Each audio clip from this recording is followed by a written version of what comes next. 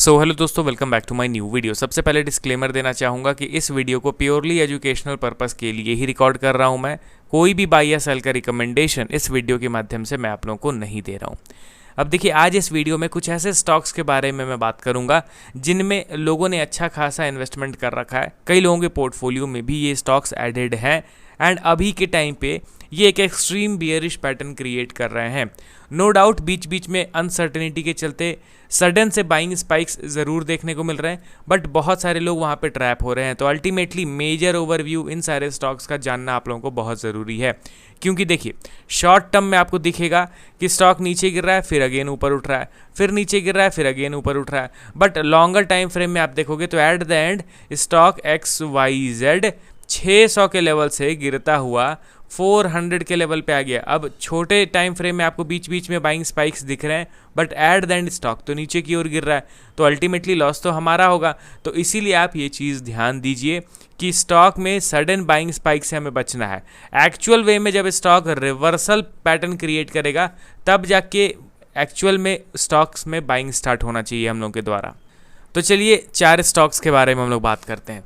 पहला स्टॉक हमारे लिस्ट में आपके सामने है रतन इंडिया एंटरप्राइजेस लिमिटेड। एक टाइम था जब ये स्टॉक बहुत तेज़ ऊपर की ओर मूव करता था एंड उस दौरान कई लोगों ने अपना इन्वेस्टमेंट भी इस स्टॉक में कर लिया है। अब देखिए, फंडामेंटल ओवरव्यू, बिजनेस मॉडल, ये चीज़ मैं एक्सप्लेन नहीं करूंगा, नहीं तो वीडियो अननेसेसरली बहुत ज़्यादा लंबा हो जाएगा। आप फंडामेंटल एनालिसिस खुद से कीजिए। इस वीडियो में मेनली टेक्निकल पार्ट को मैं कवर करने वाला हूँ। अभी करेंटली देखा जाए तो 33.9 रुपीज़ के लेवल पे ये करेंटली ट्रेड कर रहा है। देखिए, आज मैं टोटल 3 वीडियो अपलोड करूंगा एंड इन तीनों वीडियो में जितने भी स्टॉक्स को मैं कवर कर रहा हूँ ना, सारे स्टॉक्स को मैंने कमेंट सेक्शन से पिक किया है। तो इसीलिए आप कमेंट्स करते जाइए, क्योंकि हर संडे को मैं कमेंट सेक्शन से स्टॉक्स को पिक करता हूँ। अब रतन इंडिया करेंटली 33.9 के लेवल पे ट्रेड कर रहा है। डायरेक्टली मैं इसके टेक्निकल पार्ट को शो करता हूँ आप लोगों को। तो यहाँ पे इसके चार्ट को मैं ओपन करता हूँ, रतन इंडिया एंटरप्राइजेस लिमिटेड। अब देखोगे तो पिछले कुछ दिन पहले की बात है, स्टॉक में डिसेंट बाइंग हो रहा है। अगर मैं एग्जैक्टली परसेंटेज वाइज मेजर करूँ तो स्टॉक ऑलमोस्ट 70% रिकवर कर गया था फ्रॉम इट्स 52 वीक लो। अब ये 70% का तेज़ी नो डाउट आप लोगों को बड़ा तो लग रहा होगा, बट आप इसके सेलिंग के कंपैरिजन में देखोगे तो पता चलेगा कि भाई जितना सेलिंग हुआ है उसके कंपैरिजन में ये जो बाइंग है ये तो एकदम नेग्लिजिबल है, ना के बराबर है। ये चीज़ आप देख सकते हो। ओवरऑल सेलिंग कितना हुआ है परसेंटेज वाइज अगर मैं देखूं तो स्टॉक ऑलमोस्ट डाउन है 74%। यहाँ से यहाँ स्टॉक डाउन है एंड सबसे पहले इनके इंपॉर्टेंट लेवल्स को आप नोट करके चलिए, ताकि आपको एग्जैक्टली पता चल पाए कि स्टॉक कब बुलिश बनने वाला है। ये है हमारा इंपॉर्टेंट सपोर्ट लेवल, पहले हुआ करता था फ्रॉम 2022 टू 2024। उसके बाद यहीं से एक शार्प तेज़ी आई, स्टॉक ने न्यू ऑल टाइम हाई का क्रिएशन किया। ऑल टाइम हाई से जब ये नीचे गिरा तो एग्जैक्टली उसी सपोर्ट लेवल पे बायर्स ने स्टॉक को डिफेंड करने की कोशिश करी एंड आप देखोगे तो इस पर्टिकुलर लेवल से ये बाउंस बैक भी किया। बट यहाँ पे जो ये रेजिस्टेंस लेवल फॉर्म हुआ था, ये जो आप देख रहे हो रेजिस्टेंस लेवल, देख रहे हो ना, इस रेजिस्टेंस से मल्टीपल टाइम्स स्टॉक में रिजेक्शन भी मिला था। उसी रेजिस्टेंस को टच करके ये ऐसा नीचे गिरता है कि इस बार फाइनली सपोर्ट का भी ब्रेकडाउन हो गया। ठीक है, तो सबसे इंपॉर्टेंट चीज़ कि जो पहले स्टॉक का सपोर्ट था वो सपोर्ट अब टूट चुका है एंड अब ये जब भी ऊपर जाएगा तो वही सपोर्ट रेजिस्टेंस के तौर पे एक्ट करेगा।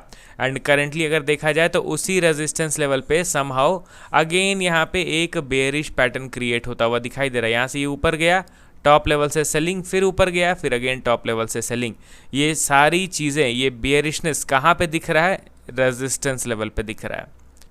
क्या ये स्टॉक हमारे वॉच लिस्ट में होना चाहिए अभी के टाइम पे? हम लोग को इसको फोकस करना चाहिए क्या? बिल्कुल भी नहीं। टेक्निकल वाइज देखा जाए तो ये बेयरिश था ऑल टाइम हाई से गिरते हुए, तो ये नेगेटिव ही है, बट अभी भी नेगेटिव है। कुछ भी वैसा स्ट्रेंथ या फिर बुलिशनेस का संकेत करेंटली स्टॉक में नहीं दिख रहा है। ठीक है, अब चलिए बढ़ते हैं हम लोग अगले स्टॉक की ओर। हमारे लिस्ट में आपके सामने है ईज माई ट्रिप लिमिटेड, यानी easy trip planners limited. Currently 4.5% के डाउनफॉल के साथ 7 रुपये 20 पैसे के लेवल पे ट्रेड कर रहा है।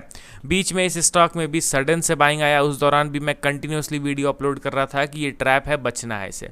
एक वीक में 40% का शार्प बाइंग मोमेंटम आया, बट एट द एंड देखो तो वापस से इस सारे बाइंग को स्टॉक ने इरेज कर दिया। अब ओवरव्यू अगर देखोगे तो स्टॉक अभी अपने क्रिटिकल सपोर्ट लेवल पे ट्रेड कर रहा है, मतलब कि जिस लेवल से स्टॉक मार्केट में इस स्टॉक की शुरुआत हुई थी, जर्नी शुरू हुआ था, उसी लेवल पे अभी ये प्रॉपर कंसोलिडेट कर रहा है। कर लेने दीजिए। यहाँ पे बेस अगर इसको एक्चुअल वे में बनाना भी है तो एटलीस्ट 1 या फिर 1.5 ईयर्स का मिनिमम कंसोलिडेशन रिक्वायर्ड है। अगर यहाँ से इसको रिवर्स करना भी है तो 1-1.5 साल कंसोलिडेट किए बगैर रिवर्स नहीं कर पाएगा, तो आराम से रिलैक्स रहना है एंड अच्छा खासा ये समय लगाएगा रिवर्सल के लिए, तो जल्दबाजी नहीं करना है। हाँ, अगर वो उसके पहले ही ये ब्रेक डाउन कर देता है तब तो फिर एनालिसिस का कोई पार्ट ही नहीं बनता, कोई पॉइंट ही नहीं बनता, फिर वो नीचे गिरेगा, न्यू ऑल टाइम लो का क्रिएशन करेगा। ठीक है, अब चलिए बढ़ते हैं अगले स्टॉक की ओर। हमारे लिस्ट में आपके सामने है IRFC। एक समय पे लोगों का पसंदीदा स्टॉक हुआ करता था, अभी ये धड़ाम से नीचे गिर रहा है, 91 के भाव पे ये ट्रेड कर रहा है।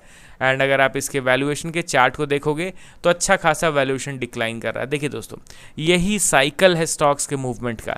एक समय ओवर स्ट्रेस्ड बाइंग होगा, उसके बाद एग्रेसिव सेलिंग होगा, उसके बाद लंबा कंसोलिडेट होगा। अब ये ओवर स्ट्रेस्ड बाइंग को देख के आप अगर खरीदोगे तो कहीं ना कहीं टॉप लेवल पे खरीद के आप ट्रैप हो जाओगे।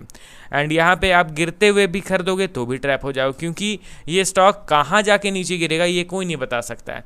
एंड दूसरा चीज़ कि गिरने के बाद ये लंबा कंसोलिडेट भी करेगा। अगर आप सर्वाइव कर भी जाते हो डाउनफॉल को तो उस कंसोलिडेशन में मोस्ट प्रोबेबली कई सारे लोग अपना होप एंड पेशेंस खो बैठते हैं एंड सेल कर देते हैं, एंड उसके बाद ही एक्चुअल वे में तेज़ी आती है।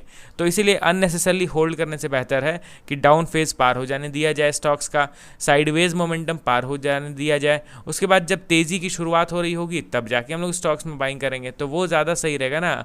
लंबा होल्ड नहीं करना पड़ेगा, पेशेंस उतना नहीं दिखाना पड़ेगा। अभी करंटली देखा जाए तो IRFC के स्टॉक के चार्ट को तो आपको दिख रहा हो कि क्लियर कट ये बेरिश है, धीरे धीरे स्लो एंड स्टेडी ही सही, स्लो पॉइजन की तरह ये अल्टीमेटली न्यू 52 वीक लो का क्रिएशन करता ही जा रहा है। अब मैं यही चीज़ कहूँगा कि जितना बाइंग हुआ है सडन से, जितना यहाँ पे ये स्ट्रेस्ड बाइंग हुआ है ना स्टॉक में, सडन से मैं बाइंग रिवर्सल स्टॉक में बिल्कुल भी एक्सपेक्ट नहीं करूँगा। ठीक है, अब चलिए बढ़ते हैं अगले स्टॉक की ओर जो सेम कैटेगरी में इंक्लूड होता है, रेलवे सेक्टर से बिलोंग करता है। कंपनी का नाम है रेल विकास निगम लिमिटेड। ये भी अपने रीसेंट सपोर्ट को तो ऑलरेडी ब्रेक कर ही चुका है, अब ये अपने अगले सपोर्ट लेवल पे आ गया है एंड इस सपोर्ट लेवल पे भी समहाउ वीकनेस ही दिख रहा है, तो शायद से चांसेस आर प्रीटी हाई कि इस सपोर्ट का भी ये ब्रेक डाउन कर देगा। उस समय जितने भी PSU स्टॉक्स, डिफेंस स्टॉक्स हो गए, रेलवे स्टॉक्स हो गए, शिपिंग स्टॉक्स हो गए, सारे आउट परफॉर्म कर रहे थे एंड इन सारे स्टॉक्स में मैं अब आने वाले 3-4 साल तक कोई भी नज़र नहीं रखना चाहता हूं, क्योंकि मैं एक्सपेक्ट नहीं कर रहा हूं कि आने वाले 3 से 4 साल में स्टॉक दोबारा से रिकवर कर पाए। ठीक है, अब आप अपना पॉइंट ऑफ व्यू बताइए इन सारे स्टॉक्स को लेके। आज जितने भी चारों स्टॉक्स को मैंने कवर कराना वो बेरिश पैटर्न को फॉर्म करके नीचे की ओर गिर रहे हैं। बीच बीच में बाइंग स्पाइक अगर आएगा भी तो मैं इसको टोटली इग्नोर करूंगा, क्योंकि अभी अगर इनको एग्जैक्टली रिवर्स करना भी है तो अच्छा खासा समय लगने वाला है। तो चलिए मिलता हूं अब नेक्स्ट वीडियो में अन्य स्टॉक्स को ऐड करके। Okay then, bye bye.